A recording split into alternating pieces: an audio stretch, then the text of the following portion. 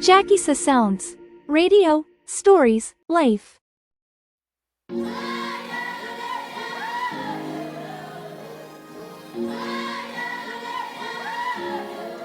In Nimule, South Sudan, a town nestled in the southernmost tip of the country, the echoes of war still linger.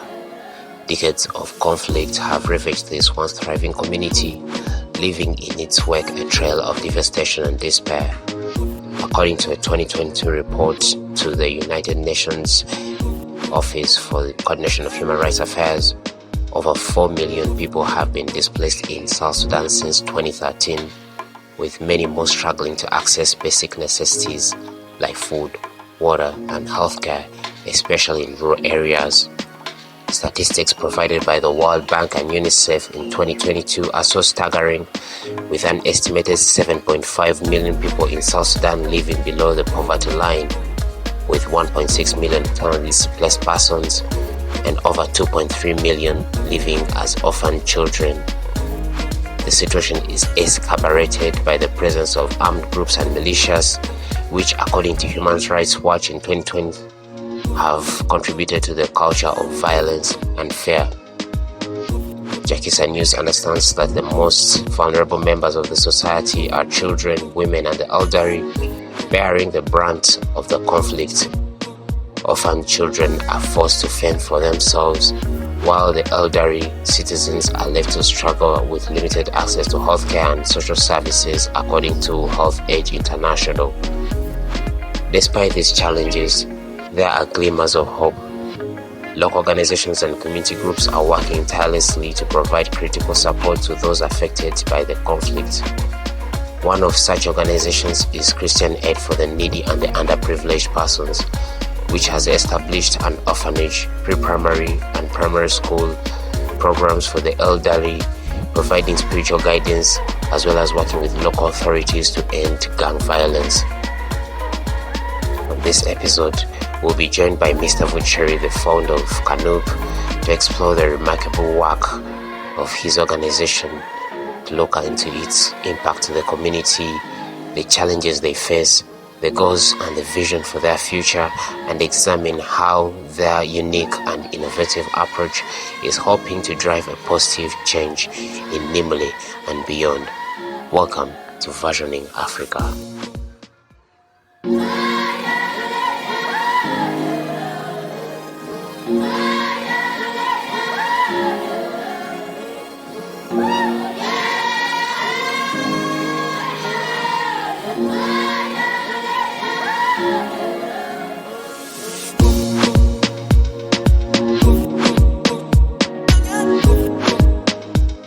Stephen, and Thank you. I understand you're joining me from Nimule, the southern part of South Sudan. Yeah.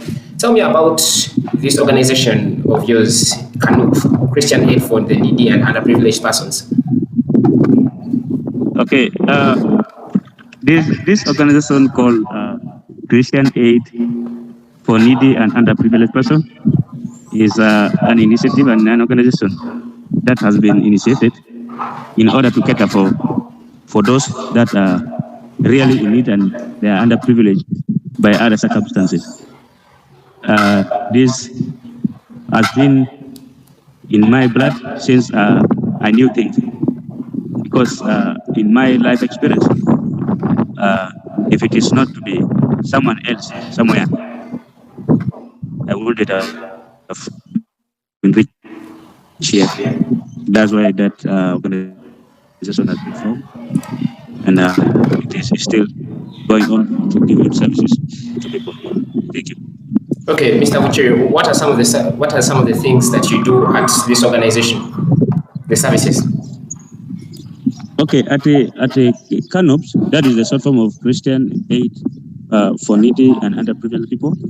The services that we actually offer is one, the educational service, two, supporting the elderly, and three, we are aspiring to be having an orphanage center, which we still did not started, bringing the children at one place that we started giving them support also. And fourth is, of course, offering spiritual services. That is by sharing and teaching Bible to people that are in need of it. Those are basically the services that we give. And how long has it been ever since you started this organization? This organization has started a long time.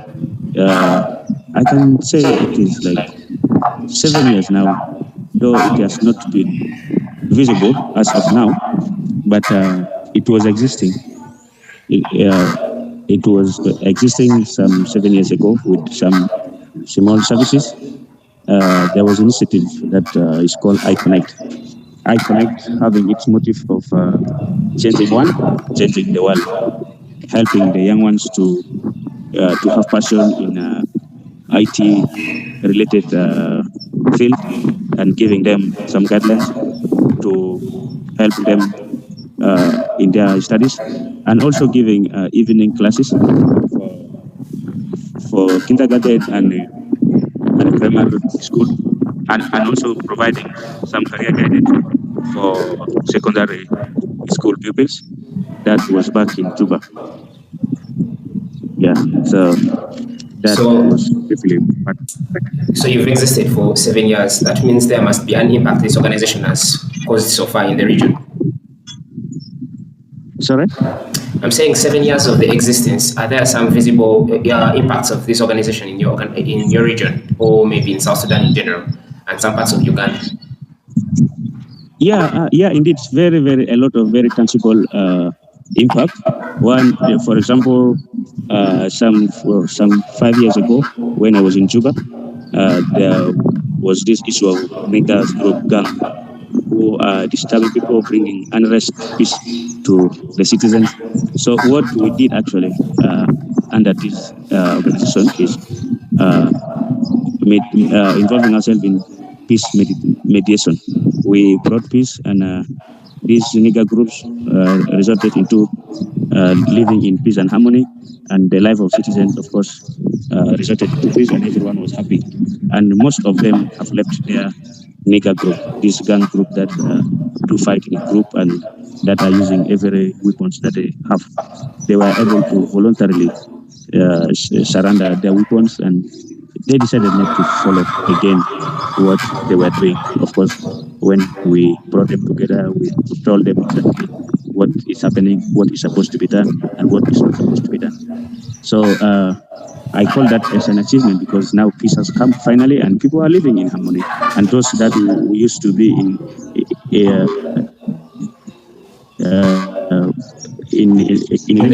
other groups are now back. They are now doing that things. They do study together, and even via education, many children benefited from the service of education, and some of them were able to realize what they can do by education, and their future has been reshaped. And a lot of testimonies being given by the community. So, and of course, via a spiritual side, people were able to realize that it is God that created them, and they were not created only to live this life, but also to do a kingdom work by realizing their gifts that God has given unto them, and also to put it into action to expand God's kingdom. And those that are underprivileged by not having some of the basic needs, they were able to get it in time, even if not much. But we believe when we change one, we change world. So we keep on supporting, and they were able to find peace and find love, because some of them were abandoned. They didn't know people that will come close to them. They will share other things that they don't have with the others. So there are a lot of actually some positive testimony from people, and we are believing and we are praying that one day when those that are still living in hidden area are brought into light and they are brought into compound, a lot of guidance will be provided to them, and they will grow up morally, and they will later come and serve community. That's good.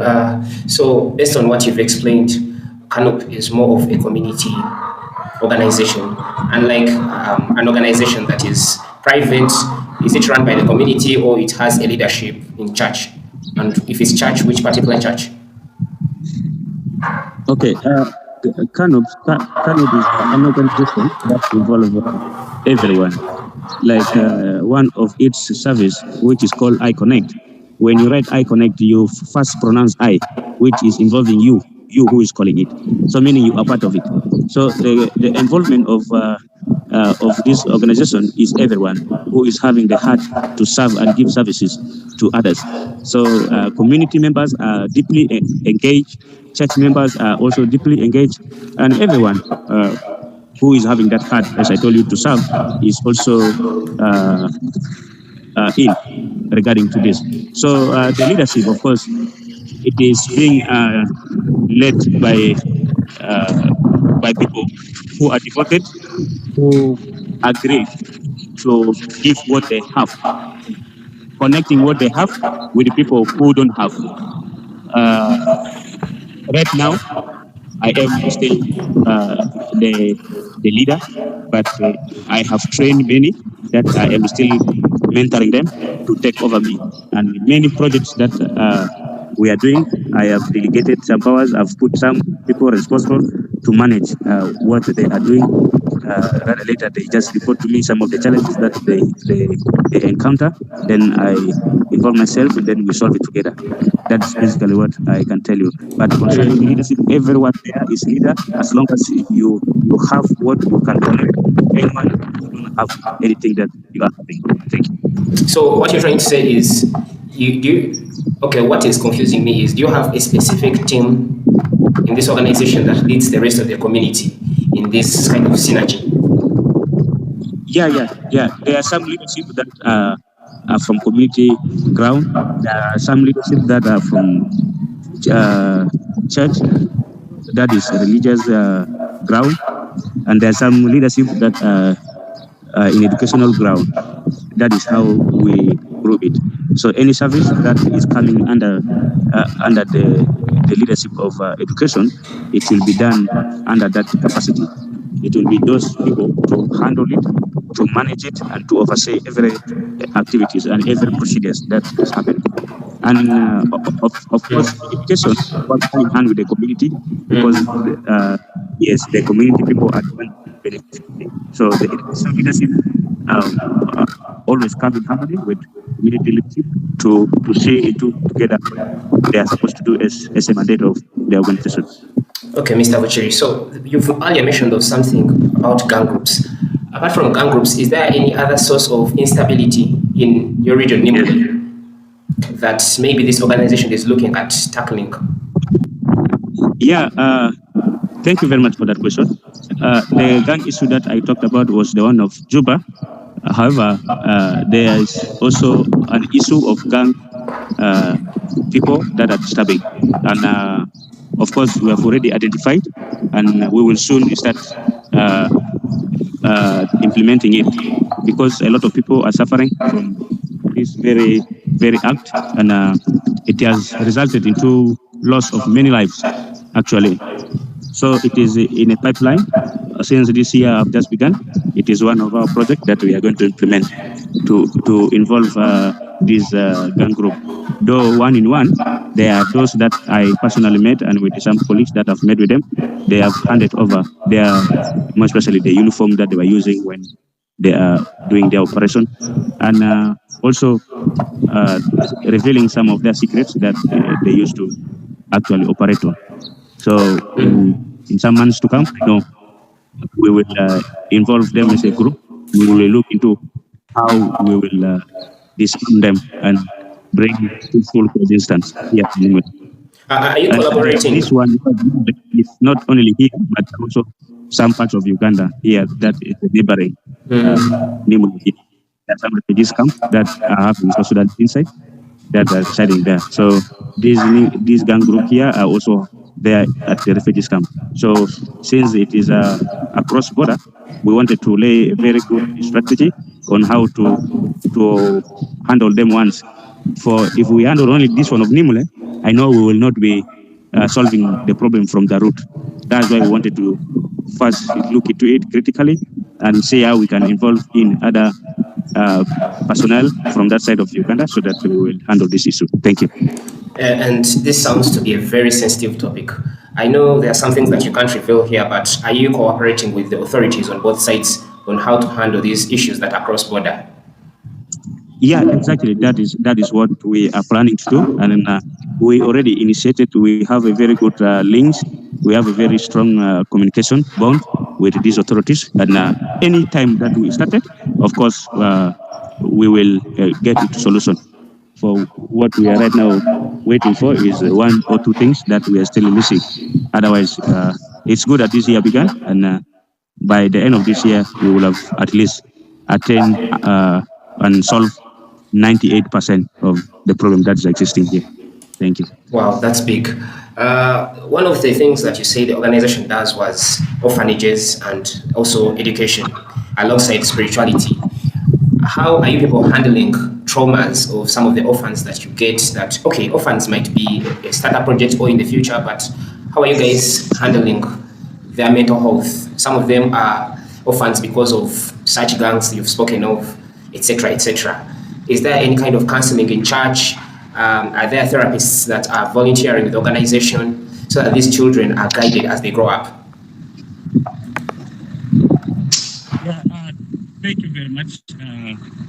That is a very sensitive area, and that's a very sensitive area, a very sensitive part. If it's not handled well, as you said, counseling, it will lead to total endanger to mental health.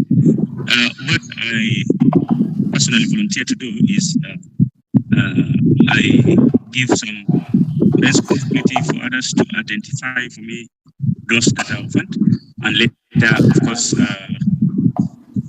asking them to create some connection, some networking, them so I talk to them. Because I personally also went through a lot, and I grew up as an orphan, and I stayed at the church compound, so Wow. I knew exactly what is happening. So sharing my experience with any of them, and even to some of the orphanage centers or centers that are having orphanage, has helped a lot. And telling them about myself, giving them testimony, have inspired many and have restored hope unto them, because they know that is not the end of their life, for it is the love of God that I involve myself and publicly testifying and sharing about my life unto them. So later, then we said in the Word of God, and of course that one will still in the hope that they have in God, and keeping trusting and bringing hope again to anyone who might have lost hope. So right now, individually, group, or even as a church, that is what we involve ourselves in. Not discouraging, but always encouraging and telling them and inspiring them of the great thing that God has prepared for them before they were even formed in their mother's womb. Thank you. I'm really humbled by the great work you're doing there, inspiring tomorrow's generation. And I just want to drive you a little into education before I go into the elderly. How are you promoting education of STEM subjects, that's sciences, technology, mathematics, economics, in your organization using the education module?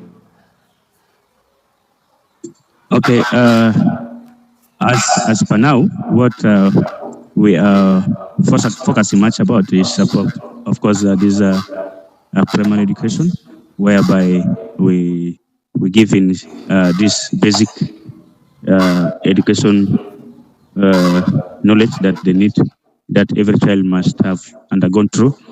And since it is still the nursery and primary section, we via economically, we actually are planning to involve this year something that they can do as their handwork by providing a series of these hand-on skill work like carpentry, building, at as early as they are, so that at the end of the level that they are finished, they will be able to do something that they can benefit from, rather than only focusing on this theoretical and educational part.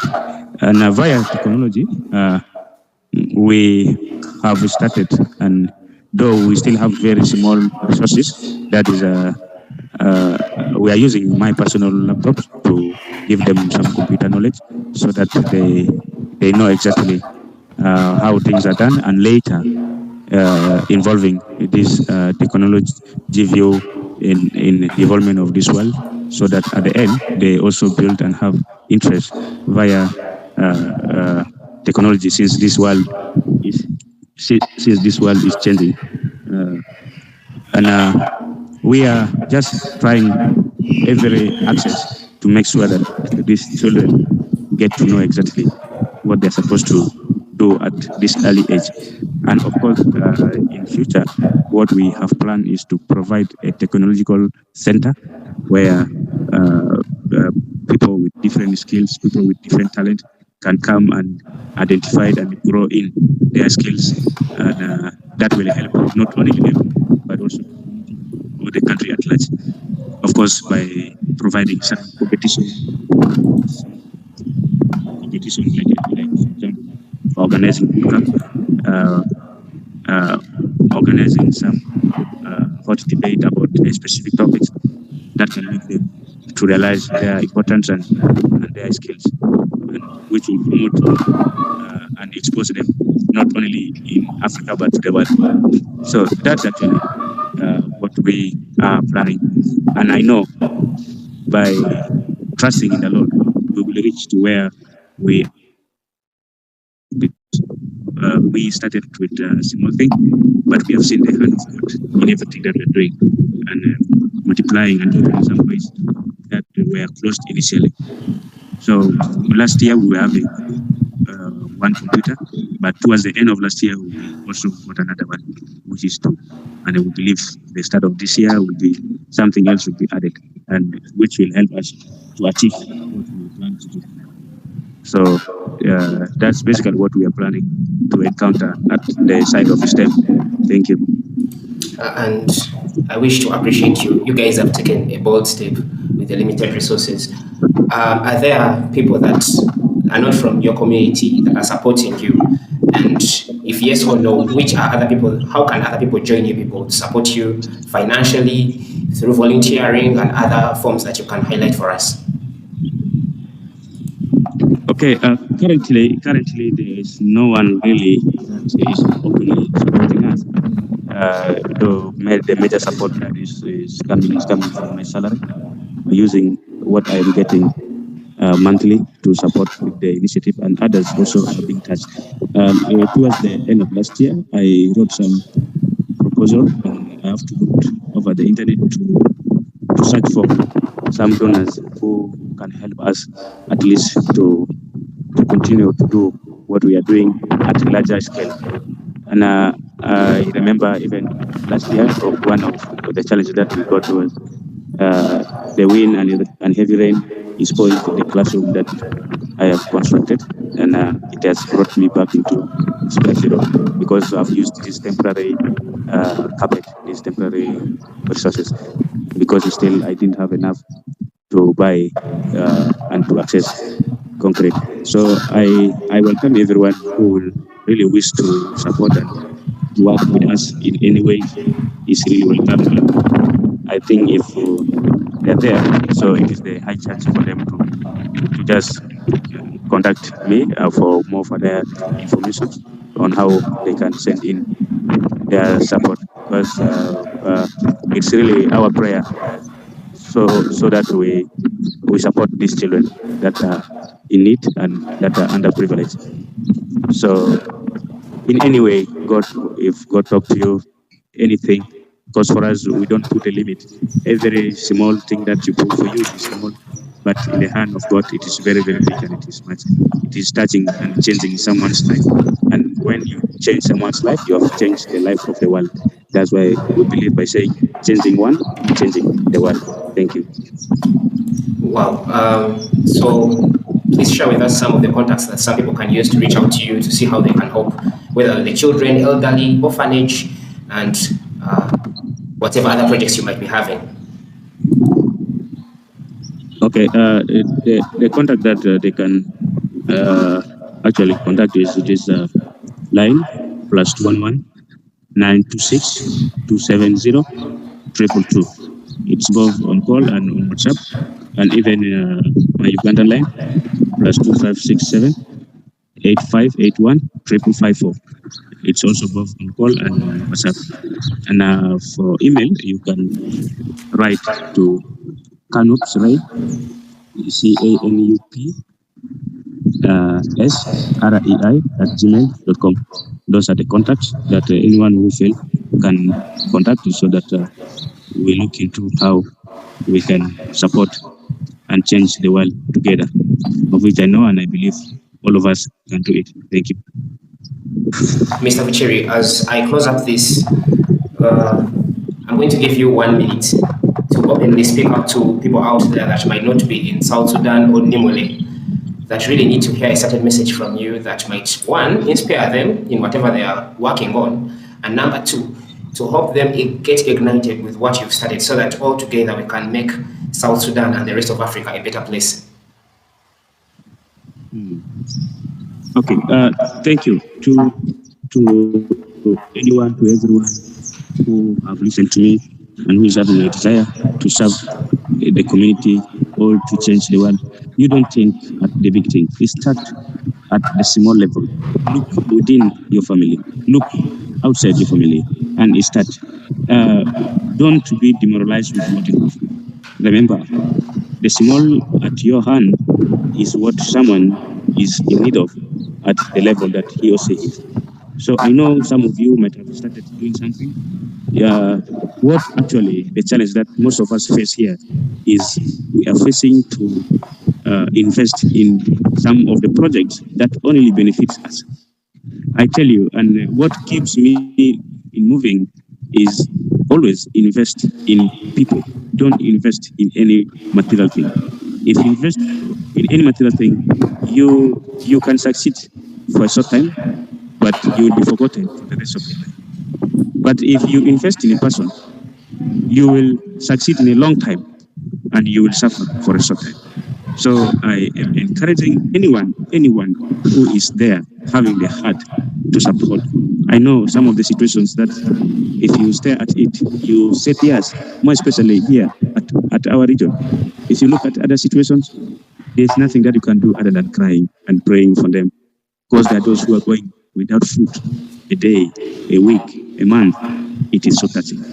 Now, if you're there eating, fully satisfied, and at times you even poured out some of the food. And remember, there are some people somewhere who are starving to death, not having anything to put into their mouth. So anything that you have, anything that you can do to at least help someone's life, do it. When you started it, you'll see the hand of God in you working with you. Remember, what you're doing is you are doing God's work. Don't think God's work is only being done on Sunday at the pulpit. It is being done at the every day of your life activity. So you start it, you will see the hand of God. God will bless you, and you will not be forgotten. You will not be forgotten. If you want to be forgotten, you invest in your own thing, and you will see the danger. So thank you. For those that are having had to do it, please continue to do it, and God will be with you. Thank you. Thank you very much. We really appreciate your time, Mr. Vuciri Stephen, and we are really humbled and honored by the great work you're doing for the people of South Sudan and some parts of Uganda. For the rest of the people that are listening in, we are challenged that most of the times we do not value the little blessings we have in our hands. You have a chance to food, you have a chance to a good night's sleep, and we still have dissatisfaction towards our leaders, towards our God. But if we can learn to appreciate the little we have and share even the little we have further with those that don't have, we can create a better Uganda. By standing with Mr. Vuciri in his big project that is ongoing in Nimule, we are hoping young children to create a generation that is not thinking of wars, not thinking of gangster groups, but thinking of how to make their community better. We are hoping orphans to find homes. We are hoping the elderly that do not have a chance to pensions to a better life. If we support this, it will be really a blessing. And for those that think they don't have enough to share, be challenged by some of those last words that he said, and may God bless you abundantly. Thank you very much, Mr. Vuciri, and we hope to speak to you soon with more better stories and success stories from you. Thank you. And also, to add on, those that are having more than 5 clothes, there are very many people who are. So by sharing, at least picking one, even if it's not the best, but the Bible tells us to pick from the best, even one, to go and cover the naked person somewhere. With that, I have tried and it has helped, and many people's life has been changed. So I don't want to forget this up, because it is what has brought in laughter again and in smile on people's face. Thank you. Thank you very much for your time, and I will really be always to share more things when again. Thank you very much. Amen. Until next week, we shall be meeting here. Thank you very much, Mr. Vuciri. And in the next episode, we shall be looking at some other stuff. And for now, let's go back and reminisce about these words. May we all be blessed. Take care.